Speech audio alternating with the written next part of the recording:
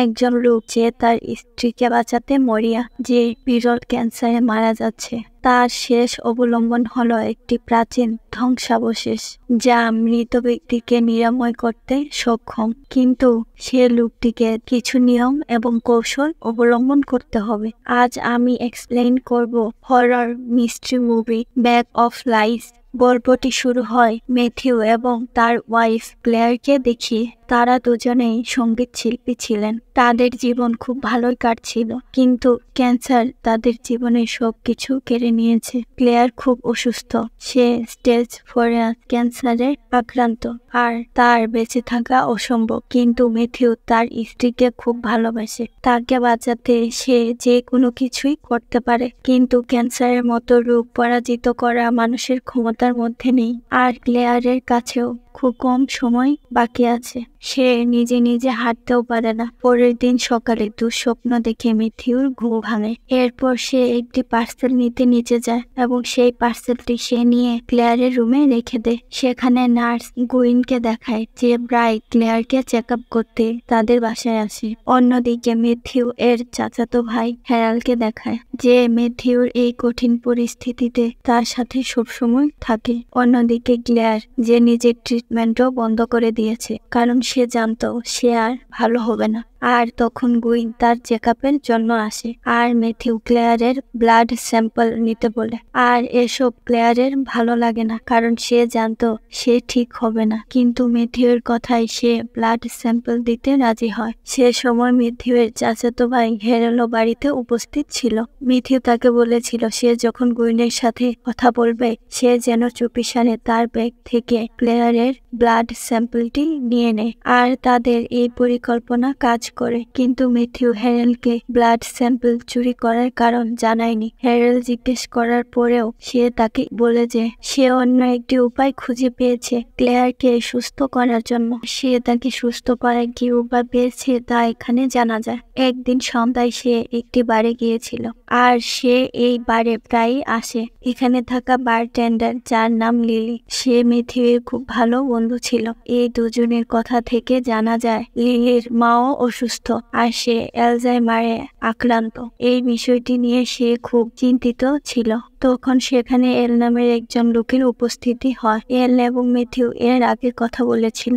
এল ম্যাথিউকে বলে তার কাছে এমন একটি উপায় আছে যার দ্বারা তার ওয়াইফ সুস্থ হতে পারে। এল এর বিনিময়ে কোনো টাকা বা কোনো কিছুই চায়নি। এটি আসলে একটি ব্যাগ বা বস্তা ছিল, আর সেই বস্তাটি ম্যাথিউকে তার বাড়িতে রাখতে হবে।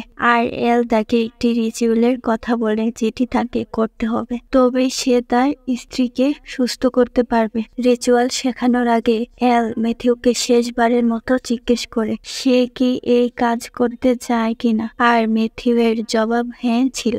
এল ম্যাথিউকে বলে সবার আগে এই ব্যক্তিকে তার বাড়িতে নিয়ে যেতে হবে, আর এটিকে একটি বন্ধ জায়গায় রাখতে হবে যেখানে কেউ যাওয়া আসা করে না। সন্ধ্যা নামতেই তাকে মোমবাতি জ্বালিয়ে তার ওয়াইফের রক্ত এই ব্যাগের মধ্যে ঢালতে হবে, আর রক্ত দেওয়ার পর সে যা চায় সেটি তাকে চাইতে হবে। এটি করার সাথে সাথে সে যেন সেই জায়গা থেকে বের হয়ে যায়, আর সে যেন সেই ব্যক্তিকে না দেখে, না স্পর্শ করে এবং তার সাথে কথা যেন না বলে। আর ম্যাথিউ অবাক হয়ে জিজ্ঞেস করে সে কেন ব্যাগের সঙ্গে কথা বলতে যাবে, আর এল তাকে বলে এই কথা সে বুঝতে পারবে 3 দিন তাকে এই নিয়ম পালন করতে হবে। কিছু অদ্ভুত জিনিসও ঘটতে পারে যা তাকে সহ্য করতে হবে, আর অবশেষে সে সেটি পেয়ে যাবে যেটি সে সেই ব্যাগের কাছ থেকে চেয়েছিল।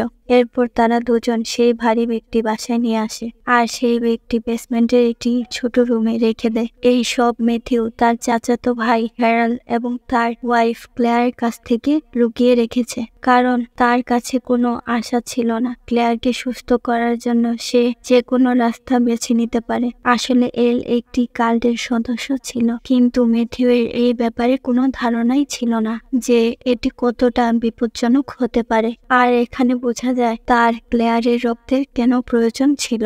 সন্ধ্যা নামতেই সে বেসমেন্টে যায়, আর এলের কথা মতো সে একটি মোমবাতি জ্বালায় এবং ক্লেয়ারের রক্ত সেই ব্যক্তিতে ঢালে। আর শেষে একটি ইচ্ছা ইচ্ছা পোষণ করে। এই পর্যন্ত ঠিকই ছিল, সে ওই জায়গা থেকে বের হয়ে গেছিল। তবে ভুলবশত ম্যাথিউ লাইটারটির ভিতরে পড়ে যায়। সেটি নেয়ার জন্য তাকে ভিতরে প্রবেশ করতে হয়, আর এতে করে সে রিচুয়ালের একটি নিয়ম ভেঙেছে। আর সেখানে দেখা যায় সেই ব্যক্তি নড়ছিল, কারণ এর মধ্যে কোনো অপশক্তি ছিল যে ওই লোকটির ইচ্ছা তো পূরণ করে, কিন্তু তার পরিবর্তে সেও কিছু চায়, কারণ এই দুনিয়াতে কিছুই ফ্রিতে পাওয়া যায় না। পরের দিন হ্যারাল্ড ম্যাথিউর সাথে দেখা করতে আসে। তারা দুজন বেসমেন্টেই ছিল। তারা ক্লেয়ারের জন্য একটি স্টুডিও বানাচ্ছিল, আর ম্যাথিউ এটি বানিয়ে ক্লেয়ারকে সারপ্রাইজ দিতে চায়। ম্যাথিউ আশা করতে পারছিল না যে সে এটি দেখার জন্য বেঁচে থাকবে। তখনই ম্যাথিউ ক্লেয়ারের ডাক শুনতে পারে, আর সে তাড়াতাড়ি করে তার রুমে যায়, কিন্তু ক্লেয়ার সেখানে খুব আরামে ঘুমাচ্ছিল। এরপর ম্যাথিউ যখন খাবার বানাচ্ছিল, তখন সেখানে রাখা একটি ডিভাইসে সে বারবার একজন মহিলার আওয়াজ শুনতে পাচ্ছিল। সেই কণ্ঠস্বরে সে রাতেও ঘুমাতে পারে না। তার মনে হয় সেটি ক্লেয়ারের কণ্ঠস্বর। সে মনোযোগ দিয়ে শোনার পর বুঝতে পারে সে বলছে ক্যান্সার তো ম্যাথিউর হওয়া উচিত ছিল, তার নয়। এটি শুনে ম্যাথিউ রেগে যায়, আর সে ক্লেয়ারের রুমে যায়। সেখানে সে জানতে পারে সে কিছুই বলেনি। এর মানে হচ্ছে এই সকল ঘটনার পেছনে বেসমেন্টে থাকা ওই ব্যক্তি, আর সে তার ক্ষমতা প্রয়োগ করছে। পরের দিন ম্যাথিউ হ্যারেলের সাথে সেই বেসমেন্টে ছিল। হ্যারেলের কাছে থাকা সেই বলটি সেই রুমে যায় যেখানে ম্যাথিউ সেই ব্যক্তি রেখেছিল। হ্যারেল সেই বলটি নিতে যাচ্ছিল, কিন্তু ম্যাথিউ তাকে মানা করে, আর এই বিষয়টি হ্যারেলের অদ্ভুত লাগে। ম্যাথিউ যাওয়ার পর হ্যারেল সেই রুমে প্রবেশ করে সেই ব্যক্তি দেখে ফেলে। এটি দেখে তার মনে অনেক প্রশ্ন জাগে। অন্যদিকে ক্লেয়ারের অবস্থা আরো অবনতি হচ্ছিল। পরে যখন হ্যারেল ম্যাথিউকে জিজ্ঞেস করে যে সেই ব্যক্তির ভিতরে কি আছে, এই কথা শুনে ম্যাথিউ তাকে রেগে গিয়ে বলে তার কথা তার মানা উচিত ছিল। এরপরও ম্যাথিউ হ্যারেলকে সকল সত্য কথা বলে না। সে শুধু তাকে বলে সে তার ওয়াইফকে ঠিক দেখতে চায়। ধীরে ধীরে যত সময় যাচ্ছিল, সে সারাক্ষণ একজন মহিলার কণ্ঠ শুনতে পেত। সে সব সময় খারাপ কথা বলতো, আর কণ্ঠস্বর শোনার সাথে সাথে সে এখন একজন মহিলাকেও দেখতে শুরু করে, যার হাতে একটি কালো দাগ ছিল, আর সে তার স্ত্রীর ভিন্ন ভিন্ন রূপও দেখতে লাগে। ম্যাথিউ ধীরে ধীরে এইসব দেখে ভয় পেতে শুরু করে। ম্যাথিউ এর ফোনে প্রায় অদ্ভুত অদ্ভুত কল আসত। ম্যাথিউ কোনো ধার্মিক ব্যক্তি ছিল না, আর সে এই ধরনের কোনো কথাও বিশ্বাস করত না। এই কারণে সে ভেতরে ভেতরে নিজের সাথে যুদ্ধ করছিল। সে ভাবে এই সব তার কল্পনা, আর এগুলো সত্য হতে পারে না। কিন্তু এই অদ্ভুত জিনিসগুলো থামছিল না। এমনই এক রাতে তার কাছে একটি অচেনা মহিলার ফোন আসে, যে তাকে বলছিল সে কিভাবে মনে করে যে সে তাকে বাঁচিয়ে নিবে। এই কথা শুনে ম্যাথিউ ভয় পেয়ে যায়, আর সে সাথে সাথে কল কেটে দেয়। সে সব জায়গায় ক্লেয়ারের গলা শুনতে পায়। এই সবে ম্যাথিউ অনেক বিরক্ত হচ্ছিল। হ্যারেল যখন ম্যাথিউর সাথে দেখা করতে আসে, তখন সে তার প্রথম ওয়াইফ হেলির কথা বলে, যার বিয়ের আগেই একটি ছেলে ছিল, আর সেই ছেলের একটি মারাত্মক রোগও ছিল। আর ছেলেটির মৃত্যুর পর হ্যারি বলতো সে তাকে দেখতে পাচ্ছে। সে এইসবে পাগল হয়ে গিয়েছিল। সে বলে সে চায় না যে তার অবস্থা হেলির মতো হোক। ম্যাথিউ এইসবে আর কোনো কথা বলেনি। পরের দিন ম্যাথিউ একটি পার্সেল রিসিভ করে, যেখানে ক্লেয়ার নিজের জন্য একটি উইগ অর্ডার করেছিল। যখন ম্যাথিউ সেই পার্সেলটি খুলে, সে সেই পার্সেলটির ভেতরে ক্লেয়ারের মাথা দেখতে পায়, আর যেটি দেখে সে চিৎকার করে। কিন্তু পরে সে দেখতে পায় সেটার ভিতরে উইগ ছিল। সে আর এসব সহ্য করতে পারছিল না, যার জন্য সে এলের সাথে যোগাযোগ করার চেষ্টা করে, কিন্তু এল তার কল ধরছিল না। তখনই বেসমেন্ট থেকে কেউ একজন তার দিকে গোল্ফ বল ছুড়ে দেয়। হয়তো হ্যারেল ভিতরে প্রবেশ করার কারণে রিচুয়ালের কোনো নিয়ম ভঙ্গ হয়েছে। পরের দিন ম্যাথিউ দেখতে পায় যে ক্লেয়ার আগের থেকে ভালো হচ্ছে। সে নিজে নিজে হাঁটতে পারছিল। এটি দেখে সে খুব খুশি হয়ে যায়। সে মনে করে সেই রিচুয়াল কাজ করছে, কিন্তু বাস্তবে এটি ক্লেয়ার নয়। সেই বেগে থাকা এন্টিটি সেটি ক্লেয়ারের রূপ নিয়েছিল। যখন সে ম্যাথিউয়ের কাছে এসে তার কাঁধে হাত রাখে, তখন ম্যাথিউ চিৎকার করে তাকে দূরে যেতে বলে। পিছন ফিরে সে দেখতে পায় সেখানে ক্লেয়ার উপস্থিত ছিল, যে তার চিৎকার করার কারণে রেগে সেখান থেকে চলে যায়, কারণ সে ভেবেছিল যে ম্যাথিউ তার উপর চিৎকার করছে। রাতে হ্যারেল আবার ম্যাথিউর সাথে দেখা করতে আসে। তখন ম্যাথিউ তাকে বলে তার ওয়াইফ যেমন তার ছেলেকে দেখতে পেত, সেও তার ওয়াইফকে দেখতে পায়। হয়তো সে পাগল হয়ে যাচ্ছে। সে ক্লেয়ারকে বাঁচাতে সব চেষ্টা করেছে, হাসপাতাল, গির্জা, এমনকি নানান কোর্সেও যোগদান করেছে, কিন্তু এই সবে সে কিছুই অর্জন করতে পারেনি। সে তাকে কোনোভাবেই বাঁচাতে পারবে না। আর হ্যারেল তাকে আশ্বাস করে যে সব কিছু ঠিক হয়ে যাবে। হ্যারেল যাওয়ার পর ম্যাথিউ ক্লেয়ারকে দেখতে যায়, কিন্তু সে দেখে ক্লেয়ার তার হাতে শিরা কেটে ফেলেছে। তাই সে দ্রুত হাসপাতালে ফোন করে, কিন্তু ফোনে সেই এন্টিটি তাকে বলে যে সে ক্লেয়ারকে হত্যা করেছে। আর তখনই ক্লেয়ার উঠে তার হাতে সেই চাকুটি দেয়। ম্যাথিউর এই স্বপ্নগুলি খুবই ভয়ঙ্কর এবং বাস্তব হয়ে উঠছিল, যেন সবকিছুই সত্য। ম্যাথিউ এলের সাথে কোনোভাবেই যোগাযোগ করতে পারছিল না, আর এলও তার কাছ থেকে তার ঠিকানা গোপন রেখেছিল। এই বিষয়টি পরিষ্কার যে এল এই সমস্যাটি ম্যাথিউর মাথায় চাপিয়ে দিয়েছে। এরপর এক রাতে ম্যাথিউর যখন ঘুম ভেঙে যায়, তখন সে দেখে তার সামনে ক্লেয়ার দাঁড়িয়ে আছে, যে নিজে নিজে হেঁটে তার রুমে এসেছে। আর ম্যাথিউ খুশি ছিল, কারণ ক্লেয়ার ঠিক হচ্ছিল। ক্লেয়ার ম্যাথিউর পাশে এসে শুয়ে পড়ে, আর কিছুক্ষণ পর সে বাথরুমে যায়। তখন ম্যাথিউর কাছে ক্লেয়ারের ফোন আসে। কল রিসিভ করার পর ম্যাথিউ জানতে পারে ক্লেয়ার তার রুম থেকে বের হয়নি। তখন সে বুঝতে পারে এটি ক্লেয়ার নয়, এটি সেই এন্টিটি বা ডেভিল। আর ম্যাথিউ বুঝতে পারছিল না যে কোনটি আসল ক্লেয়ার আর কোনটি নকল। ম্যাথিউ তার সন্দেহ দূর করার জন্য সে তার রুমেও যায়, যেখানে সে একটি সিগারেট দেখতে পায়, আর এটি দেখে সে রেগে যায়। ক্লেয়ার তাকে বলে সে এমনিতেও মরেই যাবে, কিন্তু ক্লেয়ার তাকে সুস্থ হতে দেখতে চায়। এসব কথায় তাদের দুজনের ঝগড়া হয়, আর ম্যাথিউ বাইরে চলে আসে, আর সে সেখানে ওই মেয়েটিকে দেখতে পায়, যাকে সে এর আগেও অনেকবার দেখেছে। এইবার ম্যাথিউ সেই মেয়েটির পিছু করতে শুরু করে, আর দৌড়াতে দৌড়াতে সে ওই রুমে পৌঁছে যায়, যেখানে ওই ব্যাগটি ছিল। ম্যাথিউয়ের ফ্ল্যাশ লাইটটি সেই ব্যাগের পাশেই পড়ে যায়, আর সে ওই ব্যাগটি দেখতে পায়। সেই ব্যাগটি থেকে একটি হাত বের হচ্ছিল, আর এটি দেখে ম্যাথিউ ভয় পেয়ে সেখান থেকে চলে আসে। সেই এন্টিটি চিৎকার করে বলছিল তাকে যেন বাইরে আসতে দেওয়া হয়, কিন্তু ম্যাথিউ তার উপর চিল্লায়, যার কারণে সেই হাতটি সেই ব্যাগের ভিতর চলে যায়। পরের দিন ম্যাথিউ ক্লেয়ারকে খুঁজতে খুঁজতে সেই বেসমেন্টে যায়, যেখানে ক্লেয়ার সেই স্টুডিও দেখে খুব খুশি হয়। ম্যাথিউ মনে করছে হয়তো রিচুয়াল তার কাজ করছে, কিন্তু ক্লেয়ার তার মাথায় উইক লাগিয়েছে।